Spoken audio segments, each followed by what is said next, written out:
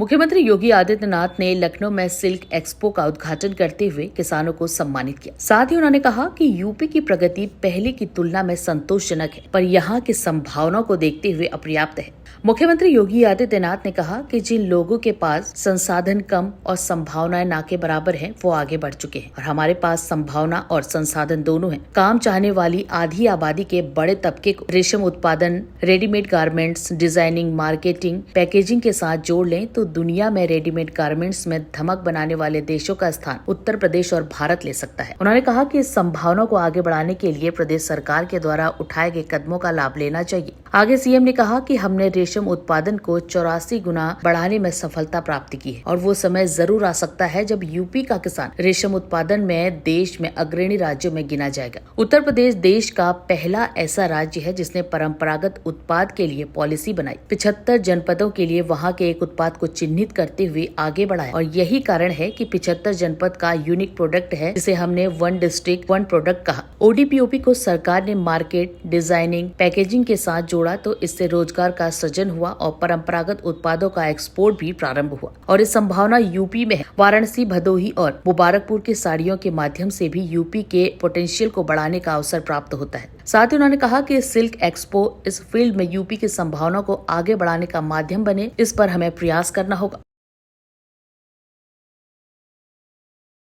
Silk expo 2024 के आज के इस उद्घाटन कार्यक्रम में मंच पर उपस्थित प्रदेश सरकार में मंत्रिमंडल के मेरे वरिष्ठ सहयोगी, प्रदेश के सूक्ष्म लघु मध्यम उद्यम और रेशम विभाग के मंत्री श्री राकेश सचान जी,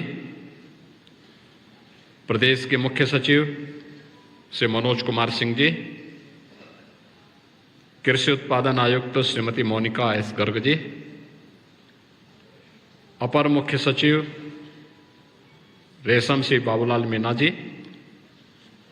सदस्य सचिव केंद्रीय रेशम बोर्ड भारत सरकार श्री पी सुकुमार जी, रेशम विभाग के सेवा अधिकारीगण, आज के इस सिल्क एक्सपो में उपस्थित हमारे सभी प्रगतिशील किसान बहनों और भाइयों, इस क्षेत्र के सभी जितने भी स्टेक होल्डर्स हैं, आप सबकी गरिमामयी उपस्थिति में यह सिल्क एक्सपो लखनऊ में आज शुभारंभ हो रहा है। मैं सबसे पहले प्रदेश के और देश के अलग अलग क्षेत्रों से आए हुए आप सभी, इस क्षेत्र से जुड़े हुए आप सभी महानुभावों का मैं यहाँ पर लखनऊ में हृदय से स्वागत करता हूँ, अभिनंदन करता हूँ। मुझे प्रसन्नता है कि आज इस अवसर पर रेशम मित्र पत्रिका का विमोचन हुआ है और पंडित दीनदयाल उपाध्याय रेशम मित्र, रेशम रत्न पुरस्कार से 8 विभिन्न श्रेणियों के 16 ऐसे रत्नों को जिन्होंने रेशम उत्पादन में प्रत्यक्ष रूप से या उसको प्रोत्साहित करने के लिए अलग अलग श्रेणी में कुछ विशिष्ट किया है, उन्हें यहाँ सम्मानित किया गया है। मैं उन सबको हृदय से बधाई देता हूँ, उन सब का भी मैं इस अवसर पर अभिनंदन करता हूँ। हम सब जानते हैं कि एक नारा हमारे यहाँ सदैव से प्रचलित रहा है, रोटी, कपड़ा और मकान का, यानी जीवन की जो बुनियादी आवश्यकताएं हैं किसी भी व्यक्ति के लिए, वह सामान्य हवा और पानी के बगैर तो पूरी जीव सृष्टि के लिए आवश्यक है ही, लेकिन एक सभ्य व्यवस्थित सभ्यता के लिए आवश्यक है कि उसके लिए उसको रोटी मिले समय पर, कपड़ा मिले तन ढकने के लिए और सिर ढकने के लिए भी उसको एक छत मिल जाए। तो एक सभ्यता का विस्तार इस रूप में आगे होता है। कपड़ा जीवन की एक आवश्यकता है, और ये न केवल जीवन की आवश्यकता है बल्कि किसान की आमदनी को बढ़ाने के साथ साथ रोजगार के सृजन का भी एक सशक्त माध्यम है।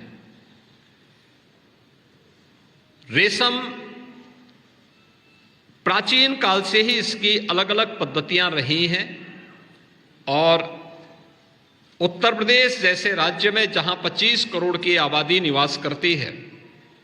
उस राज्य में इस फील्ड में जो अनेक संभावनाएं विकसित हो सकती हैं। पिछले कुछ समय से उत्तर प्रदेश ने जो प्रगति की है, यद्यपि वह पहले की तुलना में संतोषजनक हो सकती है, लेकिन अभी उत्तर प्रदेश जैसे बड़े राज्य की दृष्टि से अपर्याप्त है। संभावनाएं हैं, लेकिन उन संभावनाओं के लिए जो प्रयास होने चाहिए, यह सिल्क एक्सपो उसका एक माध्यम बनेगा। इस बात को लेकर के आज मैं इस अवसर पर यहां पर विभाग के साथ साथ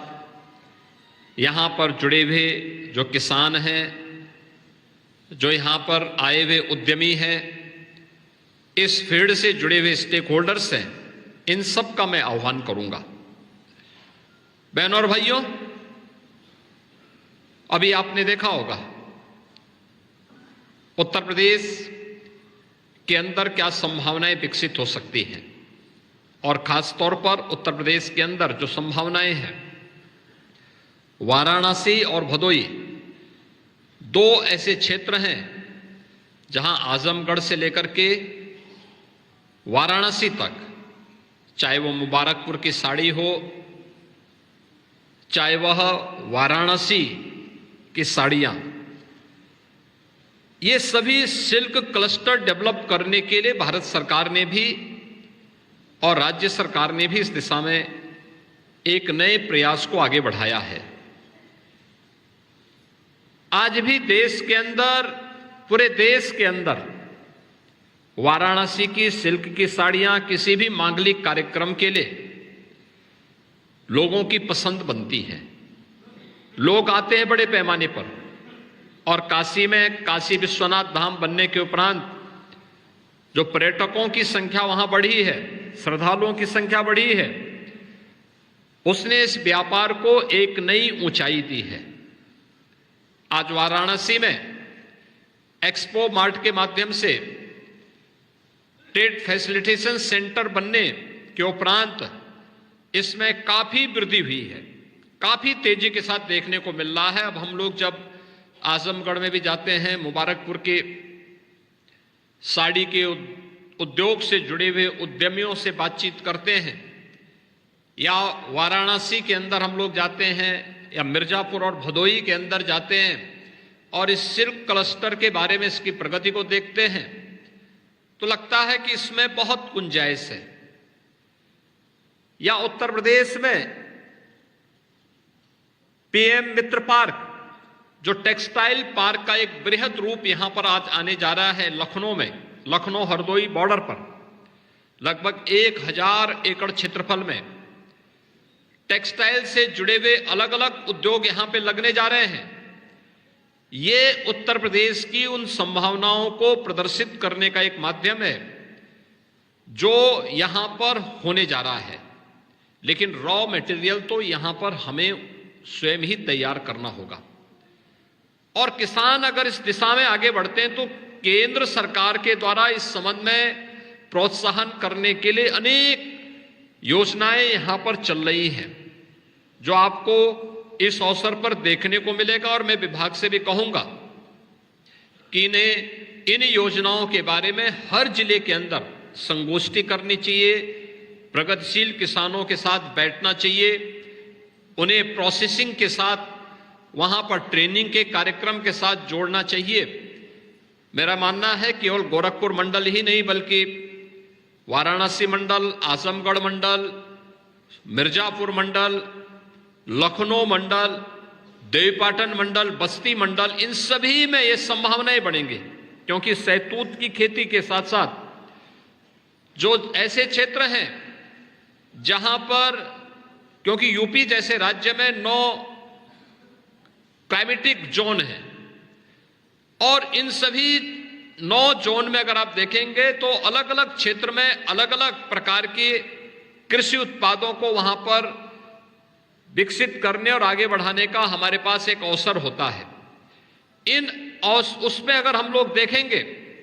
तो ये संभावनाएं यूपी के अंदर बहुत अच्छी बन सकती हैं और उनको आगे बढ़ाने के लिए एक प्रयास अगर हमारे स्तर पर होता है और यहाँ पे लोकल स्तर पर ही रेशम का उत्पादन, उसके प्रोसेसिंग की व्यवस्था और फिर आगे की प्रक्रिया के साथ उसको वस्त्र उत्पादन के साथ हम जोड़ते हैं तो जो रेशम का उद्योग का क्लस्टर प्राचीन काल से ही काशी और आजमगढ़ रहा है, इसको रॉ मटेरियल अगर सस्ता मिलता है तो स्वाभाविक रूप से उसकी लागत भी सस्ती आएगी और जो समाज की डिमांड है, जो आज मार्केट की डिमांड है, उसके अनुरूप उत्पाद हम लोग आसानी से लोगों को उपलब्ध कराने में मदद मिलेगी। सरकार इस दिशा में आपको ट्रेनिंग के साथ जोड़ने, रॉ मटेरियल के लिए सहयोग करने, प्रोसेसिंग के साथ सहयोग करने और मार्केटिंग और डिजाइनिंग के साथ जोड़ने में भी आपको मदद करेगी। इस दिशा में सरकार के द्वारा जो प्रयास प्रारंभ हुए हैं,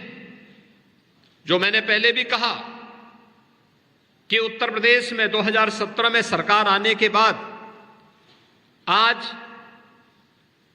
प्रदेश ने अपने परंपरागत उत्पाद को प्रोत्साहित करने के लिए अनेक कदम उठाए, अनेक प्रयास हुए। आज मैं कह सकता हूं उत्तर प्रदेश देश का पहला ऐसा राज्य है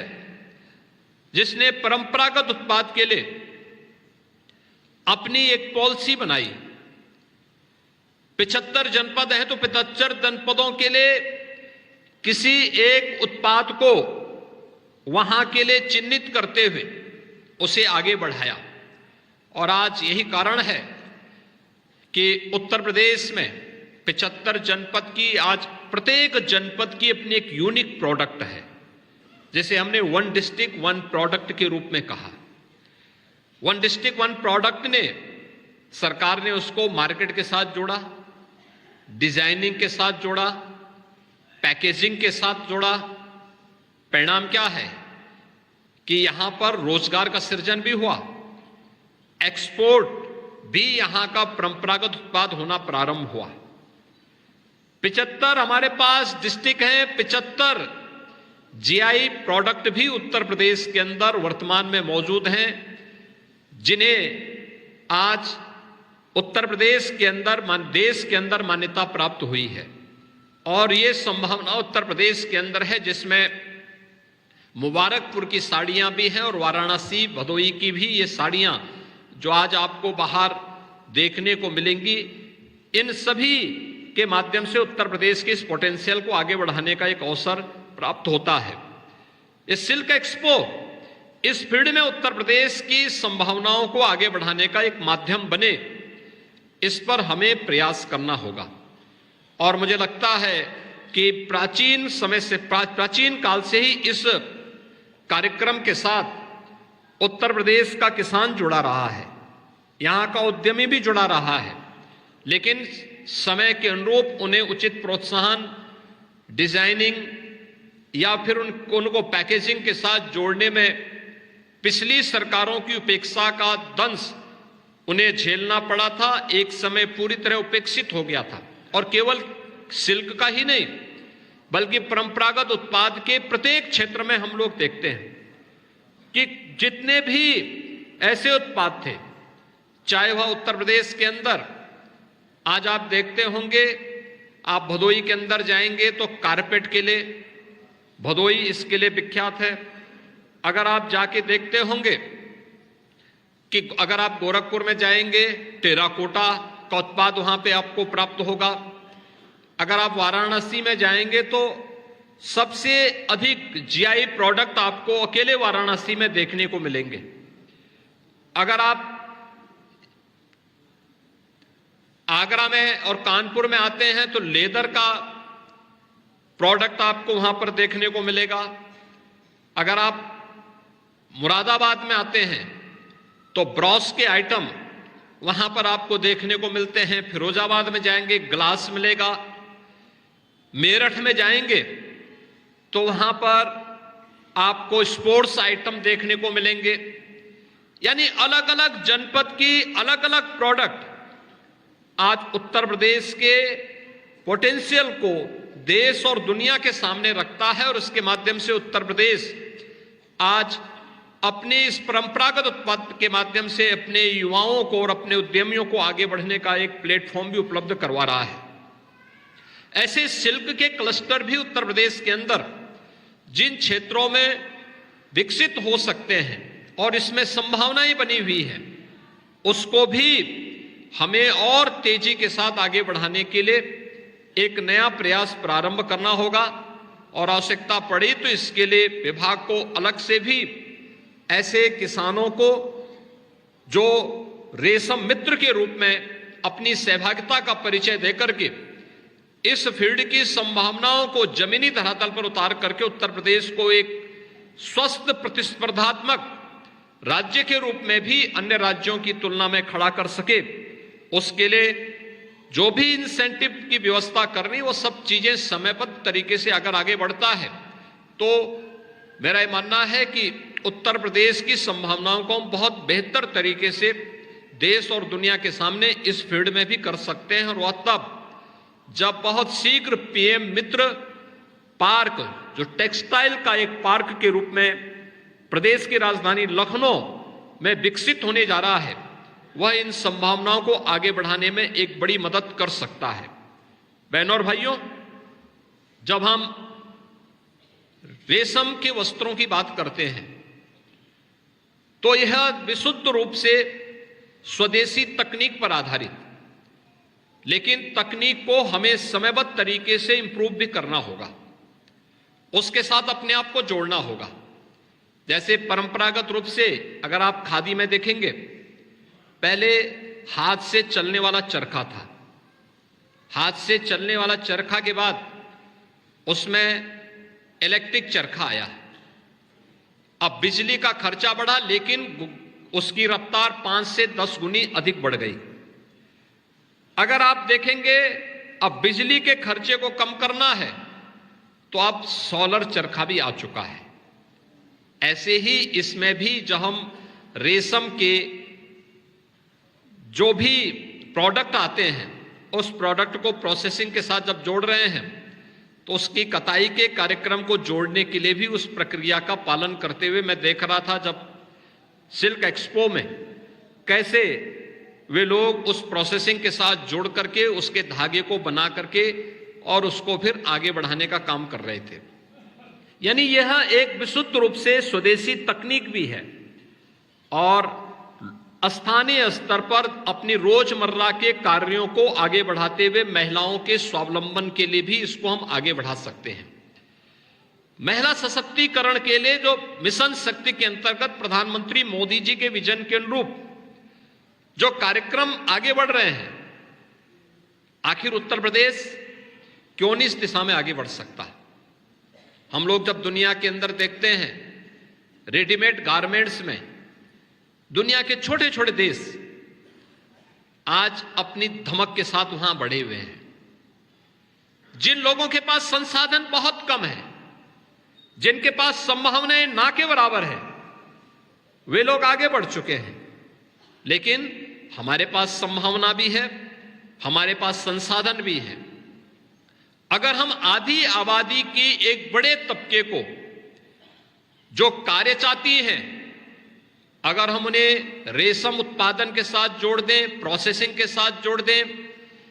रेडीमेड गारमेंट्स के साथ जोड़ दें, डिजाइनिंग के साथ जोड़ लें, मार्केटिंग के साथ जोड़ लें, पैकेजिंग के साथ जोड़ लें, तो आज दुनिया के अंदर रेडीमेड गारमेंट्स में जो छोटे छोटे देश आज अपनी धमक बनाए हुए हैं, उनका स्थान उत्तर प्रदेश और भारत ले सकता है। और इस संभावनाओं को आगे बढ़ाने के लिए प्रदेश सरकार ने तमाम अन्य कदम उठाए हैं उन कदमों को भी हम लोगों को देखना चाहिए, उसका लाभ भी हमें लेना चाहिए। मुझे पूरा विश्वास है कि ये सिल्क एक्सपो अगले एक सप्ताह तक यहां पर चल करके रेशम क्षेत्र से जुड़े हुए विभिन्न योजनाओं के बारे में किसानों को, उद्यमियों को और अलग अलग क्षेत्र से जुड़े हुए स्टेक होल्डर्स को इसके बारे में अवगत भी कराएगा, उनके महत्वपूर्ण सुझाव भी लेगा। रेशम उत्पादन के लिए हम और क्या कुछ कर सकते हैं, किस प्रकार का मैकेनिज्म हमें उत्तर प्रदेश के अंदर तैयार करना है कि किसान इसके माध्यम से अधिक उत्पादन करके अधिक मुनाफा कमा सके, इसके लिए कौन से ऐसे प्रयास हो सकते हैं, उन प्रयासों को अगर हम लोग एक्सपो थोड़ी भी उसमें प्रयास कर सकेगा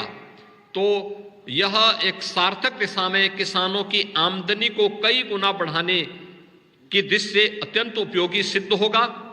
आज के इस अवसर पर मैं एक बार फिर से इस सिल्क एक्सपो के अवसर पर पूरे उत्तर प्रदेश से आए हुए और देश भर से आए हुए इस फील्ड से जुड़े हुए जितने भी स्टेक होल्डर्स हैं, उन सब का मैं हृदय से यहां पर अभिनंदन करता हूं। पंडित दीनदयाल उपाध्याय रेशम रत्न के नाम पर जिन लोगों को आज यहां पे सम्मानित किया गया है, उन सबको मैं बधाई देता हूं और विभाग का मैं आह्वान करता हूं कि वे लोग इस दिशा में अगर उन सभी क्षेत्रों में, चाहे वो वाराणसी मंडल हो, मिर्जापुर मंडल हो, आजमगढ़ मंडल हो या गोरखपुर मंडल या देवीपाटन या लखनऊ मंडल, इन सभी में अगर इनके इससे संबंधित सेमिनार, गोष्ठियां और किसानों के साथ एक संवाद के कार्यक्रम, उनके प्रशिक्षण और इन सभी जनपदों से जुड़े हुए किसानों को फिर उन राज्यों में भेजना और उन राज्यों की इन संभावनाओं को हम आगे बढ़ाने में मदद कर सकेंगे, तो रेशम उत्पादन को अभी हमने 84 गुना बढ़ाने में सफलता प्राप्त की है। लेकिन मेरा ये मानना है कि एक समय वह जरूर आ सकता है जब उत्तर प्रदेश का हमारा किसान रेशम उत्पादन में देश के अंदर अग्रणी राज्यों में गिना जाएगा। आज के इस अवसर पर मैं एक बार फिर से आप सभी का हृदय से स्वागत करता हूं। आप सबको दीपावली की मंगलमय शुभकामनाएं देता हूं। धन्यवाद। जय हिंद।